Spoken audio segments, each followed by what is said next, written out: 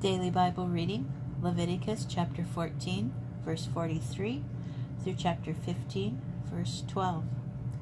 If the plague again breaks out in the house, after the stones have been pulled out, and after the house has been scraped and replastered, the priest shall come to examine if the plague has spread in the house.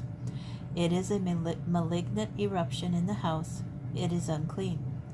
The house shall be torn down, its stones and timber and all the coating on the house, and taken to an unclean place outside the city. Whoever enters the house while it is closed up shall be unclean until evening. Whoever sleeps in the house must wash his clothes, and whoever eats in the house must wash his clothes. If, however, the priest comes and sees that the plague has not spread in the house after the house was replastered, the priest shall pronounce the house clean, for the plague has healed. To purge the house he shall take 2 birds, cedar wood, crimson stuff, and hyssop. He shall slaughter the one bird over fresh water in an earthen vessel. He shall take the cedar wood, the hyssop, the crimson stuff, and the live bird, and dip them in the blood of the slaughtered bird and the fresh water, and sprinkle on the house 7 times. Having purged the house with the blood of the bird, the fresh water, the live bird, the cedar wood, the hyssop, and the crimson stuff, he shall set the live bird free outside the city in the open country. Thus he shall make expiation for the house, and it shall be clean. Such is the ritual for every eruptive affection, for scalds, for an eruption on a cloth or a house, for swellings, for rashes, or for discolorations, to determine when they are unclean and when they are clean.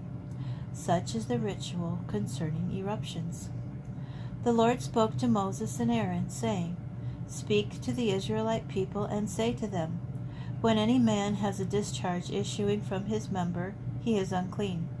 The uncleanness from his discharge shall mean the following: whether his member runs with the discharge or is stopped up so that there is no discharge, his uncleanness means this: any bedding on which the one with the discharge lies shall be unclean, and every object on which he sits shall be unclean. Anyone who touches his bedding shall wash his clothes, bathe in water, and remain unclean until evening.